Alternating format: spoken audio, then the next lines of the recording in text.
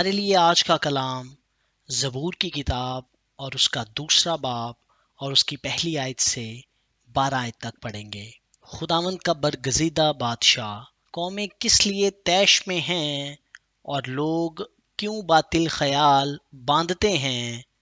خداوند اور اس کے مسیح کے خلاف زمین کے بادشاہ صف آرائی کر کے اور حاکم آپس میں مشورہ کر کے کہتے ہیں، آؤ ہم ان کے بندھن توڑ ڈالیں اور ان کی رسیاں اپنے اوپر سے اتار پھینکیں۔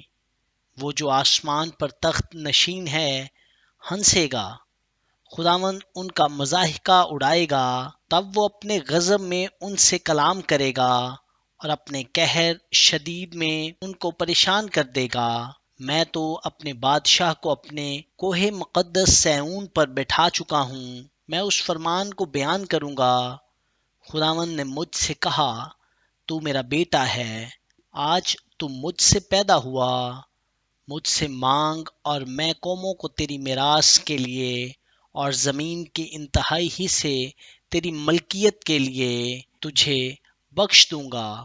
تو ان کو لوہے کے عصا سے توڑے گا، کمہار کے برتن کی طرح تو ان کو چکنا چور کر ڈالے گا۔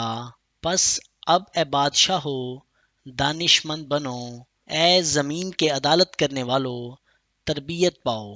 ڈرتے ہوئے خداوند کی عبادت کرو، کانپتے ہوئے خوشی مناؤ، بیٹے کو چومو۔ ایسا نہ ہو کہ وہ قہر میں آئے اور تم راستہ میں ہلاک ہو جاؤ، کیونکہ اس کا غضب جلد بھڑکنے کو ہے۔ مبارک ہیں وہ سب جن کا توکل اس پر ہے۔ خداوند کا پاک کلام پڑھا اور سنا جانا ہم سبوں کے لیے باعث برکت ہو۔ خدا کا شکر ہو، آمین۔